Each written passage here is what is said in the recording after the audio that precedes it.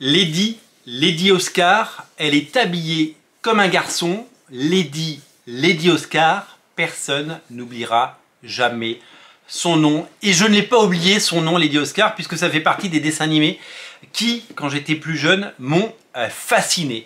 Quand j'ai découvert Lady Oscar, dans cette période bénie de l'arrivée en masse des animés et des mangas en France, j'ai été subjugué et plein de curiosités, plein de questions à la découverte de ce récit qui d'abord se penchait du haut du Japon sur l'histoire de France, sur la Révolution française et sur évidemment notre histoire, mais aussi parce que ce personnage eh bien, n'était pas comme les personnages qu'on avait pu voir par le passé. D'abord par son design, évidemment, vraiment dans l'air du temps et surtout dans ce que on pouvait imaginer des mangas à l'époque, avec ses visages, ses cheveux qui volaient au vent, avec ses coiffures absolument improbables, avec ses grands yeux magnifiques. C'était vraiment une révélation de découvrir les animés à l'époque, à travers évidemment le Club Dorothée, à travers Dragon Ball, les Chevaliers du Zodiaque, Juliette je t'aime et tout ce qui nous a bercé.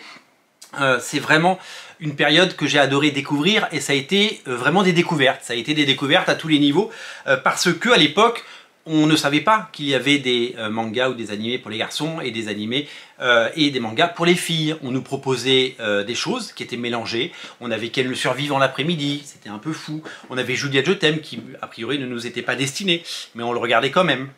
On avait Candy, évidemment, qui a été à l'antenne depuis quelques années. Georgie, que j'adorais également. Eh bien, on a appris à cultiver et à aimer des choses qui, à la base, dans leur pays d'origine, n'ont pas été destinées et en tout cas ciblées pour nous. Moi, en tant que garçon, j'aurais dû aimer les choses de combat avec de la bagarre et je les regardais. J'adorais Ken le Survivant, j'adorais les Chevaliers du Zodiaque, j'adorais évidemment Dragon Ball, mais j'adorais également Lady Oscar. J'étais fasciné. Fasciné et curieux aussi, parce que ce générique que je vous ai chanté tout à l'heure, oui, elle est habillée comme un garçon. Est-ce que c'est un garçon? Est-ce que c'est une fille? On était dans, évidemment, ce flou dans les genres, un petit peu, comme avec le personnage de Chun, Andromède, dans les Chevaliers du Zodiaque. On était un peu intrigués de savoir ce qui se passait, mais on ne jugeait pas, on n'était pas dans... ça nous plaisait parce que les personnages étaient attachants, parce que les personnages étaient forts, qu'ils étaient bien écrits, qu'ils étaient majestueux, qu'ils étaient bien dessinés et qu'ils étaient nobles.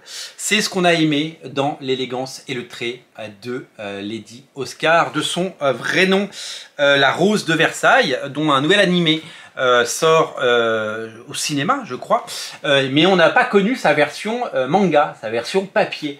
On ne l'a pas connu, on l'a connu que bien plus tard, mais on s'est délecté de ces histoires et on s'est délecté de découvrir eh bien, ces récits absolument géniaux.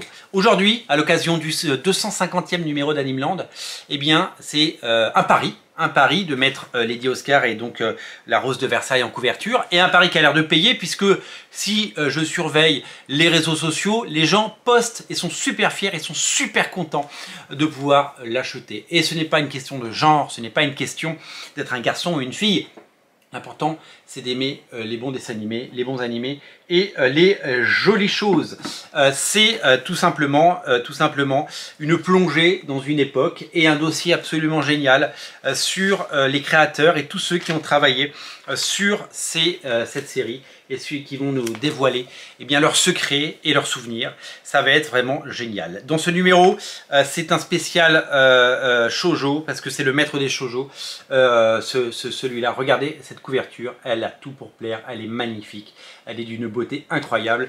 Et rien que pour ça, il faut absolument se procurer ce magazine, ce Animeland 250. Rendez-vous compte, depuis 1991, ils nous font vivre la culture japonaise et c'est une porte ouverte vers plein de choses intéressantes avec des dossiers, des interviews et même des mangas, puisqu'il y a un manga à la fin, ça s'appelle Une autre moi. Voici la couverture et donc vous avez une histoire qui est très jolie, que je vais lire et dont je vais évidemment me délecter parce que ça a l'air super chouette. Voilà. Vraiment, je me réjouis. Bravo à toutes les équipes d'Animeland. Vous faites un travail formidable pour faire vivre la culture japonaise et puis pour mettre en lumière des auteurs, des noms, des secrets de fabrication et des souvenirs. Beaucoup de souvenirs, un cartable aux souvenirs bien rempli. et surtout une passion dévorante, une passion incroyable pour Lady Oscar et donc la Rose de Versailles. Longue vie à Lady Oscar. Bravo à tous et allez courir chez Animeland, c'est disponible dans tous les points presse, c'est disponible dans les rayons de vos hypermarchés, dans les rayons presse, disponible en librairie spécialisée. Je l'ai vu à Paris dans des librairies spécialisées. Ne passez pas à côté, c'est une merveille. Bon anniversaire à Animeland, 250 numéros, ça se fête et on continue et on sera là pour continuer à parler de vous et continuer à mettre vos très belles publications après le succès du numéro consacré à l'œuvre et à l'hommage d'Akira Toriyama. C'était le 248 je crois d'Animeland. Voici donc le numéro 250 avec Lady Oscar et beaucoup de choses magnifiques à découvrir et à savourer. Merci à vous, merci à tous et merci pour votre fidélité et merci d'être aussi nombreux sur Radio Comics. Et je vous dis à très bientôt et n'oubliez pas de vous abonner à la chaîne si ce n'est pas déjà fait. Salut!